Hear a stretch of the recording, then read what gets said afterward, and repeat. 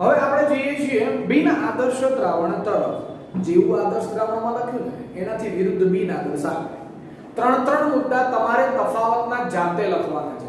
5 થાય તો મને કશો વાંધો નથી. જે વ્યક્તિ લખી દેશે એ WhatsApp કરશે ખાલી એટલાનો જ. ઓકે, ચલો સ્કૂલના નંબર ઉપર. બિન આદર્શ દ્રાવણ એટલે શું? તો કે આદર્શમાં જે શીખ્યા હતા એનાથી ઊંધું. પહેલા આપણે આદર્શમાં વ્યાખ્યા આપી હતી, ખબર છે? ચલો તો આપણે પણ અહીંયા શું આપીશું વ્યાખ્યા? કોઈ પણ તાપમાને અને કોઈ પણ સાંદ્રતાએ દ્રાવણ રાઉલ્ટના નિયમનું પાલન કરે નહીં તેવા દ્રાવણને બિન આદર્શ દ્રાવણ કહે છે. કોઈ પણ તાપમાને અને કોઈ પણ સાંદ્રતાએ દ્રાવણ જે છે એ રાઉલ્ટના નિયમનું તો નથી એને શું કહેવામાં આવે છે? બિન આદર્શ દ્રાવણ. તો આની પહેલા આપણે શીખ્યા હતા આદર્શ દ્રાવણમાં શું કીધું હતું? કોઈ પણ તાપમાને અને કોઈ પણ સાંદ્રતાએ દ્રાવણ રાઉલ્ટના નિયમનું પાલન કરે એને આદર્શ કહેવાય અને ન કરે એને બિન આદર્શ તરીકે ઓળખવામાં આવે છે. પહેલો તફાવતનો મુદ્દો. ચાલો બીજા તફાવતમાં આપણે ડેલ્ટા V, ડેલ્ટા H અને ડેલ્ટા P 0 આપ્યું હતું ને. ચાલો તો અહીંયા આપણે એને ડેલ્ટા મિક્સ H અથવા તો V પહેલા જે લખો તમારી ઈચ્છા હોય એવું not equal to 0, delta mix H not equal to 0 અને delta mix P not equal to 0. આ બીજો મુદ્દો આપણો થઈ ગયો છે. ચાલો બે મુદ્દા તમને મળી ગયા. હવે ત્રીજા મુદ્દામાં આપણે કોના વિશે કીધું હતું? કદ વિશે. કદમાં શું કીધું હતું? બંને ઘટકોના સરવાળા જેટલું હોય. આમાં સરવાળા જેટલું ના હોય એવું લખવાનું. તો લખીશું આપણે કે ઓય બિન આદર્શ દ્રાવણનું કદ તેના બંને ઘટકોના કુલ કદથી વધારે અથવા ઓછું હોઈ શકે છે. તો બિન આદર્શનું દ્રાવણ એક કદ, બિન આદર્શ દ્રાવણનું કદ જે છે એ બંને ઘટકોના સરવાળા જેટલું થતું હતું તો એને આદર્શ કીધું. અને આમાં શું કહે છે? કદથી વધારે પણ હોઈ શકે, ઓછું પણ હોઈ શકે. તો એને શું કહેવામાં આવે છે? બિન આદર્શ દ્રાવણ. એટલે વધારે અથવા તો ઓછું હોઈ શકે છે. તો આપણે આના માટે એક સંજ્ઞા પણ લખતા હતા. કદની સંજ્ઞા V not equal to 0. Okay, ખ્યાલ આવશે? ચલો પછી આપણે આકર્ષણ બળોની વાત કરી હતી. યાદ આવે છે કાઈ? બિન આદર્શ દ્રાવણમાં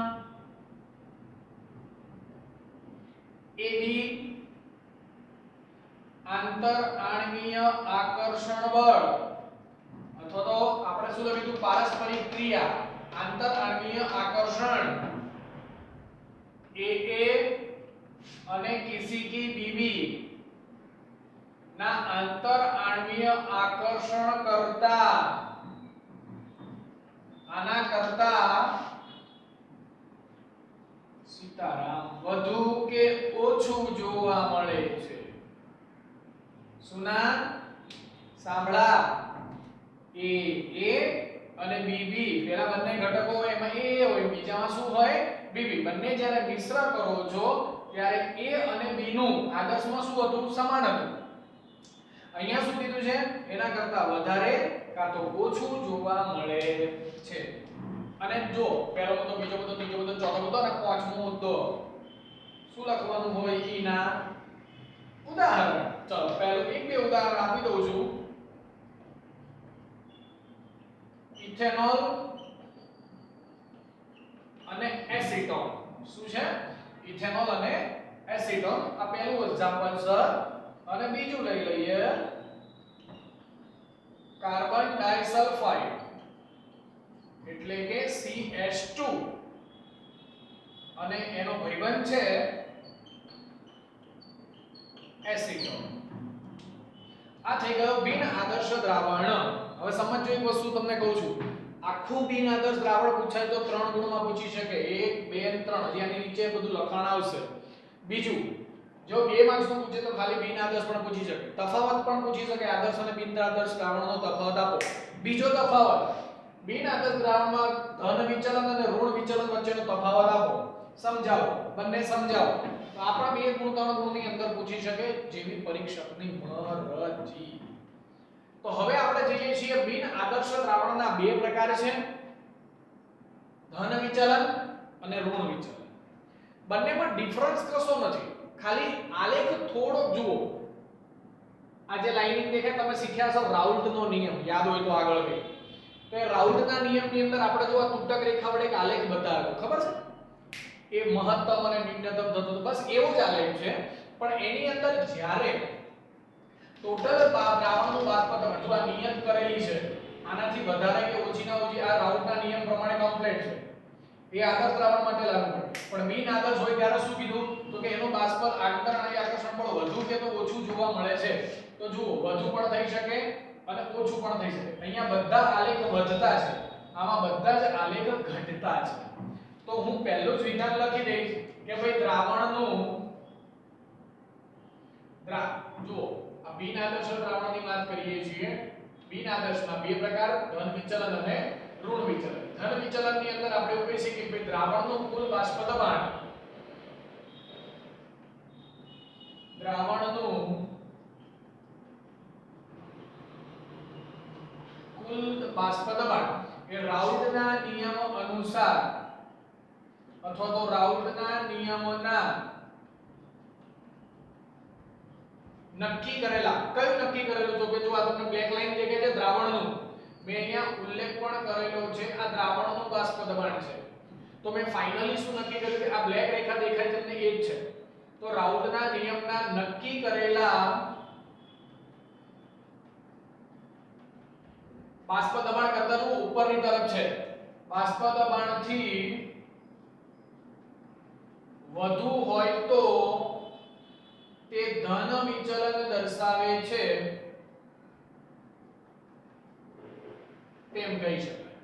પણ સાંભળજો ભાઈ, આ ધન વિચલન દર્શાવે છે પણ શું હોય? વધુ. શું? બાષ્પ દબાણથી વધુ હોય.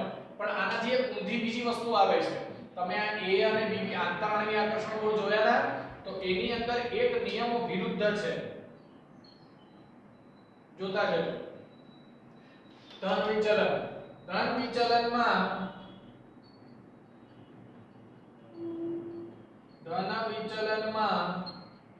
AB બંને મિશ્ર થઈને જ્યારે AB પારસ્પરિક ક્રિયા, AB પારસ્પરિક ક્રિયા કોની? તો કે AA અને BB. કોની? તો કે AA અને BB કરતા ઓછી જોવા મળે છે, કરતા ઓછી જોવા મળે છે. ઓકે, તો ફરીથી કહું છું, અહીંયા તમને AB બંને જ્યારે ઘટક મિશ્ર થયા ત્યારે, બરાબર, આ મિશ્ર થાય ત્યારે A અને BB જે છે એના કરતા કેવી જોવા મળે છે? થોડી ઓછી જોવા મળે છે. ખ્યાલ આવશે? ડન. ચાલો હવે આપણે આના ઉદાહરણો લખવા છે પણ આપણી પાસે જગ્યા નથી. એક કામ કરું છું, આના એક્ઝામ્પલ અહીંયા લખી દઉં છું ખાલી અત્યારે, બરાબર? પછી આપણે ઉપર નીચે કંઈક સેટિંગ કરશું. અત્યારે ટેમ્પરરી બેઝ ઉપર લખી દઉં છું. ચાલો, જ્યારે તમને ધન વિચલન દર્શાવતા હોય ત્યારની વાત કરું છું. Delta P greater than 0, delta H greater than 0, delta V greater than 0. આ બધાના મૂલ્યો તમે લખ્યું ને આ V, H અને P, એમાં ફેરફાર જે થયો બધાના મૂલ્યો 0 કરતા કેવા જોવા મળે છે? મોટા જોવા મળે છે. અને બીજું ખાસ P total ની વાત કરીએ તો એ પણ greater than જ જોવા મળે, P1 અને P2. બે ઘટક બંનેના બાષ્પ દબાણ, એના બંનેનો સરવાળો કરો તો એના કરતા પણ મોટું કોણ જોવા મળે છે? ટોટલ જોવા મળે છે, બરાબર? થોડું P total P1 P2 જોવા મળે છે. ખ્યાલ આવશે? ચલો હવે આપણે બીજી વાત કરીએ તો આના ઉદાહરણ વિશે આપણે થોડુંક સમજીએ. કોના વિશે? ઉદાહરણ વિશે. બરાબર? ચલો ઉદાહરણ અહીંયા લખતો જાઉં છું, જરા જોતા જજો. ઉદાહરણ બી અહીંયા લખવો પડશે. ઉદાહરણ ઘણા બધા છે, હું બોલતો જાઉં એ પ્રમાણે લખતા જાઉં તો પણ ચાલશે. બરાબર? ચલો પહેલું ઉદાહરણ આપું છું. એસિટોન અને ઇથેનોલ. શું લખીએ છીએ આપણે? એસિટોન અને ઇથેનોલ. ચલો બીજું ઉદાહરણ તમને આપું છું. એસિટોનનો એસિટોન, પણ એસિટોનની સાથે સાથે ઇથેનોલ હતું, એની જગ્યાએ હું લઈ લઉં છું કાર્બન ડાઇસલ્ફાઇડ. મેં અહીંયા જ ક્યાંક લખ્યું હતું એસિટોન અને કાર્બન ડાઇસલ્ફાઇડ. ઇથેનોલ અને એસિટોન પણ આનું જ ઉદાહરણ છે. ઓકે, ચલો થર્ડ વન લખીએ. ઇથેનોલ, ભાઈ અક્ષર તમને બોલતો જાઉં છું એના ઉપર ખાસ જોજો. ઇથેનોલ અને સાયક્લોહેક્સેન. ઇથેનોલ અને સાયક્લોહેક્સેન. ચલો હવે આપણી પાસે છેલ્લું ઉદાહરણ છે, લગભગ તો તમને દેખાય જ જશે. ચોથું એસિટોન અને બેન્ઝીન. એસિટોન અને બેન્ઝીન. તો આપણો અહીંયા બિન આદર્શ દ્રાવણમાં ધન વિચલન, પહેલા આકૃતિ દોરવાની, એના ઉપરથી તમારે આ લખવાનું, કાં તો પહેલા નિયમ લખી દો પછી આકૃતિ દોરો તો પણ ચાલે. ફરીથી બોલું છું કે આકૃતિની અંદર જુઓ, x1 પર બાષ્પ દબાણ વિરુદ્ધ મોલ અંશનો આલેખ દોરવામાં આવે છે. ધન વિચલન હોય ત્યારની વાત કરું છું. 0 અને x2 1 છે, અને જ્યારે આ બધું અંતિમ તરફ જઈએ છીએ ત્યારે x1 1 અને x2 મહત્તમ અહીંયા હોય છે. બંનેના ક્રોસ મારીને આપણે આ મહત્તમ, આની ઉપર જો વિચલન જાય તો સમજી લેવાનું કે ભાઈ એ પોઝિટિવ વિચલન દર્શાવે છે. જો બાષ્પ દબાણ વધુ હોય પરંતુ આંતરાણવી આકર્ષણ ઓછું હોય, દ્રાવણનું બને ત્યારની વાત છે. ઓકે, ચાલો બધું જો શું હોય છે ગ્રેટર ધેન 0. ચાર મેં તમને ઉદાહરણ આપ્યા, એમાં એક ઉદાહરણ હું તમને હમણાં સમજાવી દઉં છું, અથવા તો આની સાથે સાથે પણ તમે લખી શકો છો. બરાબર? પણ હું તમને બે ઉદાહરણ બંને સામસામે છેલ્લે સમજાવું છું. ડન? ખ્યાલ આવશે? ચાલો હવે જઈએ છીએ બિન આદર્શ દ્રાવણમાં ઋણ વિચલન, નેગેટિવ વિચલન. કઈ વાંધો નહીં, ચલો પહેલા નેગેટિવ વિશે આપણે સમજતા જઈએ. શું લખીશું નેગેટિવ માટે? પહેલું જે તમે લખ્યું હતું એ જ લખવાનું. શું લખીશું નેગેટિવ માટે?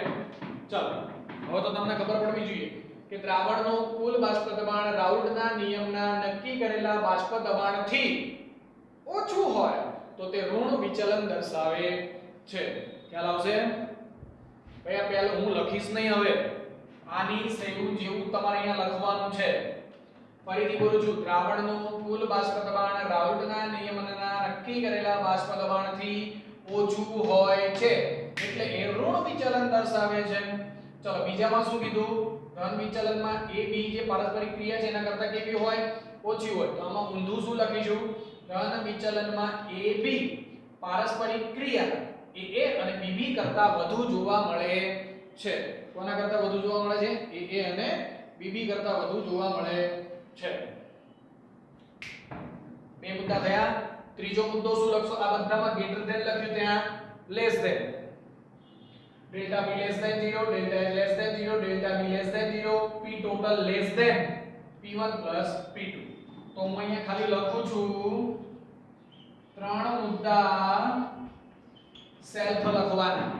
ક્યાંથી લખવાના? તો કે ધન વિચલનમાંથી લખવાના. હવે તમને થોડી આકૃતિ વિશે માહિતી આપી. સ્ટ્રક્ચર, બાષ્પ દબાણ વિરુદ્ધ મોલ અંશ. આ બાજુ જઈએ એમ x1 જુઓ 0 માંથી 1 થયો એટલે મૂલ્ય વધે છે, 1 માંથી 0 થયો એટલે ઘટે. પણ આમાં આ બાજુ એવું આપેલું મતલબ શું થાય? 0 થી 1 આ બાજુ વધે છે. બધાના જ આલેખ આપણે દોરી દીધા, પણ જો બધાના આલેખની અંદર બ્લુ રેખા નીચે તરફ ઢળતી જોવા મળે છે. શું કામ? બાષ્પ દબાણ કેવા હોય છે? બાષ્પ દબાણથી ઓછા હોય એટલે નીચે તરફ ડાઉન આવે. તો જુઓ ટોટલ દ્રાવણ જ્યારે બને છે ત્યારે એનું બાષ્પ દબાણનો આલેખ પણ તમને વક્ર અને નીચે તરફ ઢળતો દેખાય છે. તો આ ઢળતો દેખાવાના કારણે આપણે પહેલો મુદ્દો ફરીથી ત્રણ મુદ્દા ગુનગુનાવું છું. દ્રાવણનું કુલ બાષ્પ દબાણ રાઉલ્ટના નિયમના નક્કી કરેલા બાષ્પ દબાણથી ઓછું હોય છે, જે ઋણ વિચલન દર્શાવે છે. ઋણ વિચલનમાં AB પારસ્પરિક ક્રિયા AA અને BB કરતા વધુ જોવા મળે છે. ત્રીજો મુદ્દો આ ગ્રેટર ધેન જ્યાં જ્યાં લખ્યું છે ત્યાં બધામાં લેસ ધેન લખવાનું.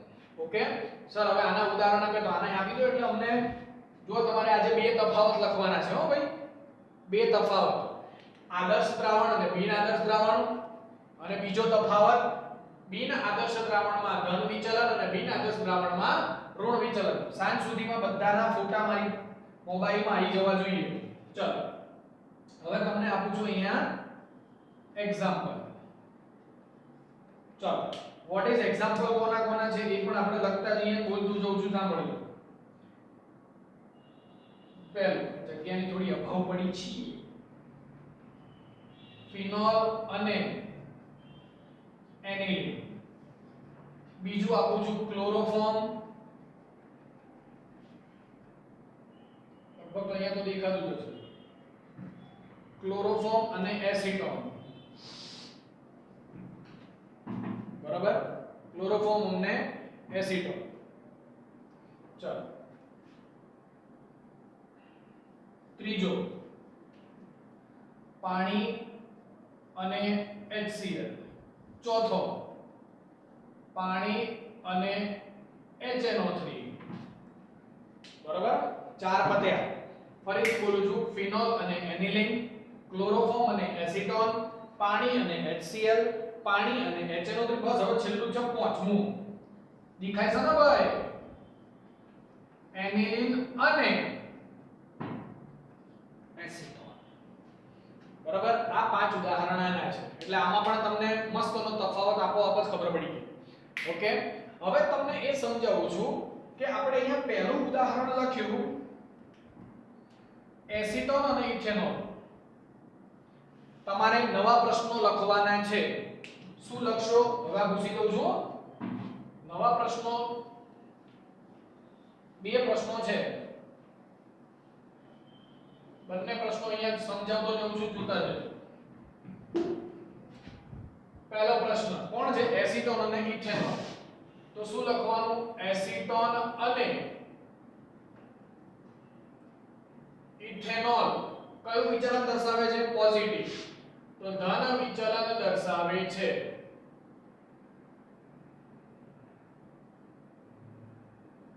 સમજાવો. અથવા હું પ્રશ્ન બોલું છું, આની નીચે અથવા કરીને પણ લખી દેજો. એવું પણ પૂછાય કે ઇથેનોલ અને એસીટોન અથવા તો એસીટોન અને ઇથેનોલ નું મિશ્રણ એ બિન આદર્શ દ્રાવણ રચે છે. એ બિન આદર્શ જ હતું ને, બિન આદર્શ દ્રાવણ રચે છે. તેમ છતાં પણ તેનું બાષ્પ દબાણ ધન વિચલન શા માટે દર્શાવે છે? બરાબર, તો આપણે એવી રીતે પણ પૂછાઈ શકે. તો સમજજો, હું લખતો જઉં છું, સાથે સાથે સમજાવતો જઉં છું. પહેલા આપણે શુદ્ધ ઇથેનોલ ની વાત કરીએ. તો શુદ્ધ ઇથેનોલ ના અણુઓ વચ્ચે H બંધ જોવા મળે છે. શું જોવા મળે છે? H બંધ. હવે એની અંદર શું ઉમેરીએ છીએ? હવે તેમાં એસીટોન ઉમેરવામાં આવે. શું ઉમેરવામાં આવે છે? એસીટોન ઉમેરવામાં આવે. જો ફરીથી બોલું છું, શુદ્ધ ઇથેનોલ હતો. એ શુદ્ધ ઇથેનોલના અણુઓ વચ્ચે બધામાં હાઇડ્રોજન બંધ હોય છે. કઈ રીતે હોય છે એ પણ તમને. ઇથેનોલ એટલે ઇથેન વત્તા ઓલ, CH3 CH2 OH. તો આ ઇથેનોલ જે છે એને છૂટી રીતે લખું, CH3 CH2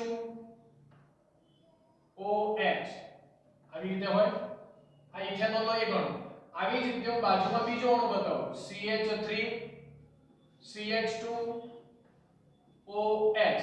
તો આ હાઇડ્રોજન અને ઓક્સિજન વચ્ચે શું હોય? H બંધ હોય કે ના હોય? ચલો, તો આ જે H બંધ છે એ જોવા મળે છે. હવે એમાં શું ઉમેરવામાં આવે છે દીકરાઓ? એસીટોન ઉમેરવામાં આવે છે. હવે એસીટોન જ્યારે ઉમેરવામાં આવે છે ત્યારે ઇથેનોલ વચ્ચેના જોજો આવે ત્યારે ઇથેનોલ વચ્ચેના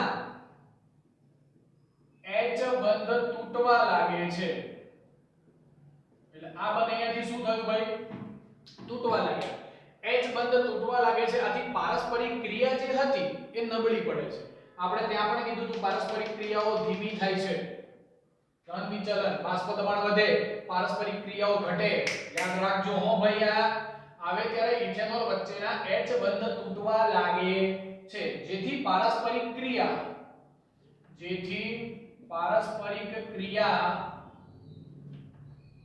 નબળી પડે છે પરિણામે અપેક્ષિત બાષ્પ દબાણ કરતા વધુ બાષ્પ દબાણ દર્શાવે છે આ લખવાનું હો ભાઈ પરિણામે અપેક્ષિત બાષ્પ દબાણ કરતા વધુ બાષ્પ દબાણ જોવા મળે છે તમારે જો સાંભળજો ધન વિચલન પૂછાય તો એના વિશે સમજાવવાનું પણ ખરા અને આ એક્ઝામ્પલ પણ આપવો જરૂરી છે ચલો આ જ રીતે બીજો પ્રશ્ન આના માટે લઈએ તો એક કામ કરો એમાં પહેલું ઉદાહરણ આપણે શું લખ્યું ફિનોલ અને એનિલિન ચલો ફિનોલ અને એનિલિન એ ઋણ વિચલન દર્શાવે છે સમજાવો સર બીજી રીતે પૂછે તો એમાં એવું પણ પૂછે કે ભાઈ ફિનોલ અને એનિલિન એ બિન આદર્શ દ્રાવણ રચે છે છતાં પણ તેનું બાષ્પ દબાણ અપેક્ષિત બાષ્પ દબાણ કરતા ઓછું જોવા મળે છે સમજાવો તો ચલો ફિનોલ અને એનિલિન ની વાત કરી દઈએ તો સાંભળજો ફિનોલ એટલે શું ભાઈ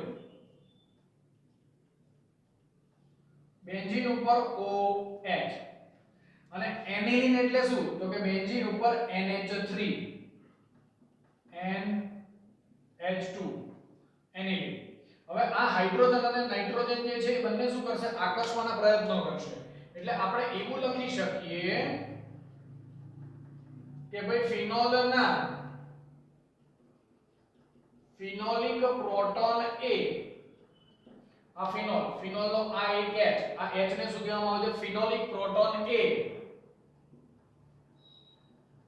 એનિલિનના હવે એનિલિન ની અંદર આ નાઇટ્રોજન પાસે ટોટલ 7 ઇલેક્ટ્રોન પરમાણુ ક્રમાંક એનો 7 આ હીલી 2 બોકાના 7 એમાંથી 2 હિલિયમ ના ગયા વધ્યા 5 સાંભળજો 5 માં 1 2 અને 3 જોડાઈ ગયું હજી આની પાસે 2 ઇલેક્ટ્રોન વધે છે તો એ કોણ તો કે ભાઈ ફિનોલનો ફિનોલિક પ્રોટોન A એનિલિનના નાઇટ્રોજનના અયુગ્મિત ઇલેક્ટ્રોન હવે બે હોય એટલે સ્વાભાવિક છે જોડું બને અયુગ્મિત ઇલેક્ટ્રોન યુગ્મના અથવા તો યુગ્મ વચ્ચેના H બંધ એક જ પ્રકારના બનાવે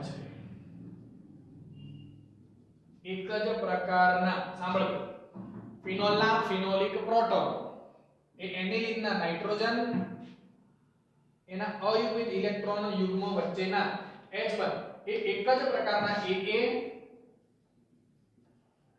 અને BB જો અહીંયા તમને આલેખ તમને ડાઉન એટલે જ દેખાય છે શું કામ તો કે AA અને BB આકર્ષણ બળ વધુ પ્રબળ થઈ ગયું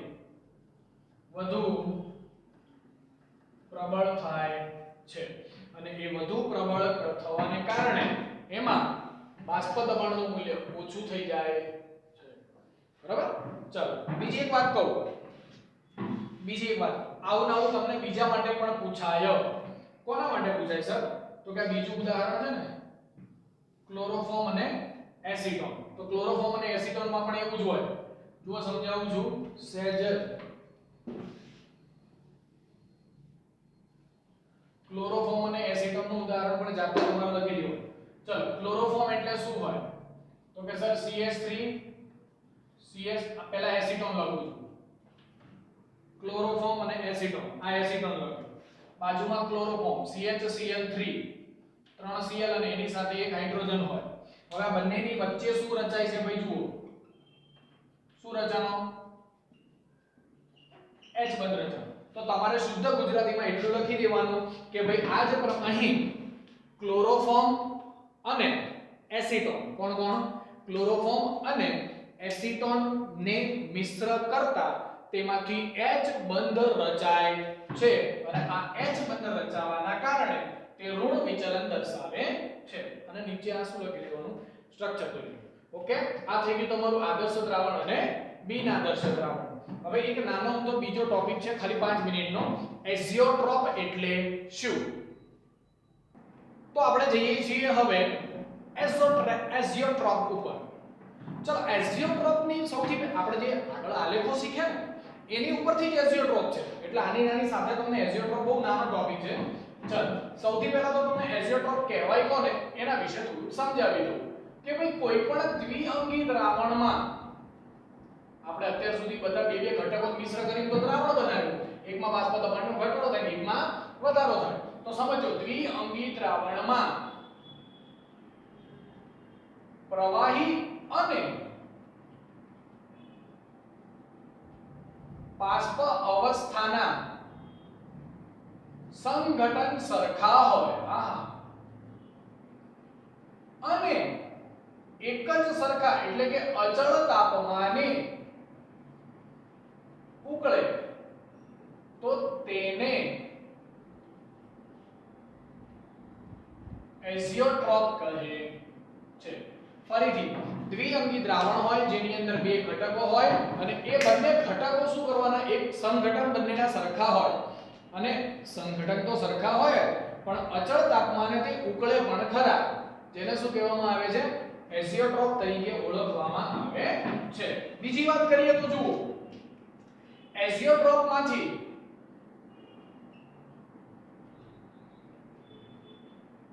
આપણે હમણાં કીધું કે એમાં ઘટક કણો મિશ્ર હોય.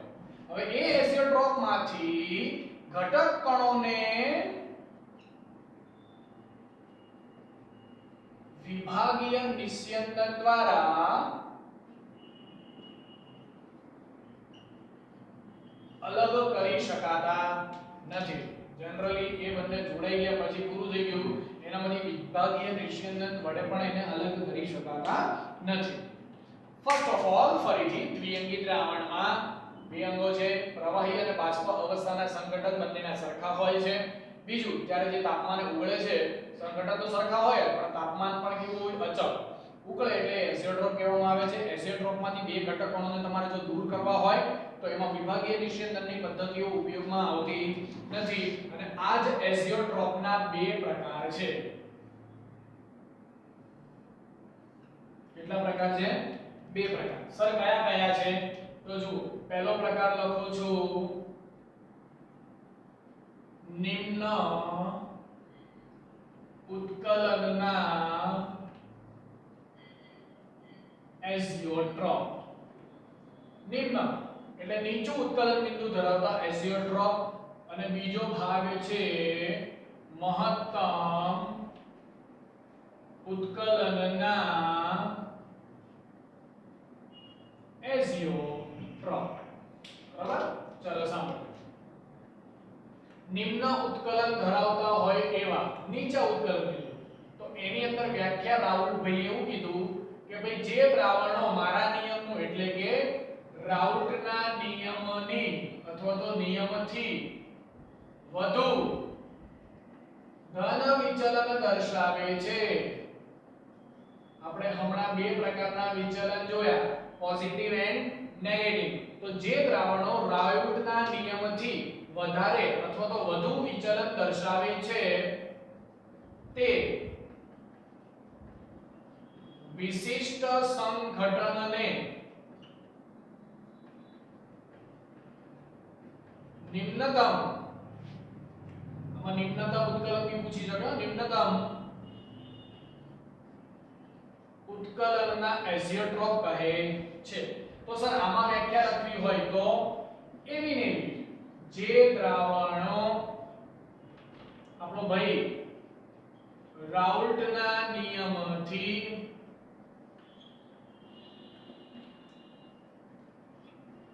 વધુ ઋણ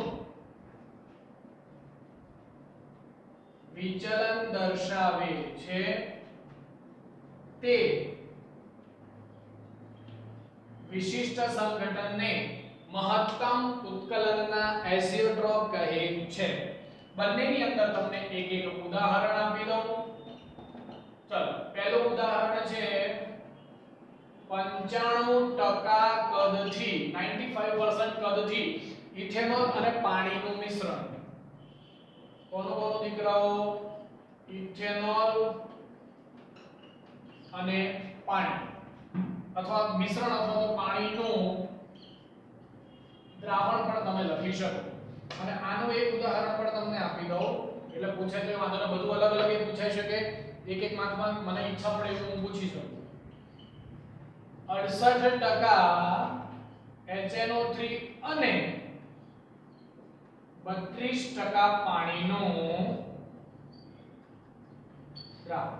68% HNO3 અને 32% પાણીનું દ્રાવણ જેનું ઉત્કલન બિંદુ 1 માર્ક્સનો MCQ મહત્તમ ઉત્કલનમાં HNO3 અને પાણીના મિશ્રણનું ઉત્કલન બિંદુ કેટલું હોય છે?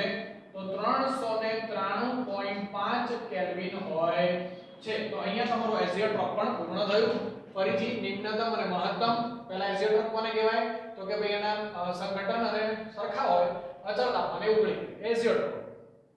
વિભાગીય નિષેધન વડે એને અલગ કરી શકાય નહીં. નિમ્નતમમાં રાઉલના નિયમથી ધન વિચલન દર્શાવે, રાઉલના નિયમથી ઋણ વિચલન દર્શાવે. 95% કદથી ઇથેનોલ અને પાણી, 95% કદ ઇથેનોલ અને પાણી. અને આની અંદર 68% HNO3 અને 32% પાણીનું દ્રાવણ. પણ એનું ઉત્કલન બિંદુ 393.5 કેલ્વિન હોય છે. અહીંયા તમારું બિન આદર્શ દ્રાવણ અને એઝિયોટ્રોપ પૂર્ણ થયું. Thank you. જય હિન્દ, જય ભારત.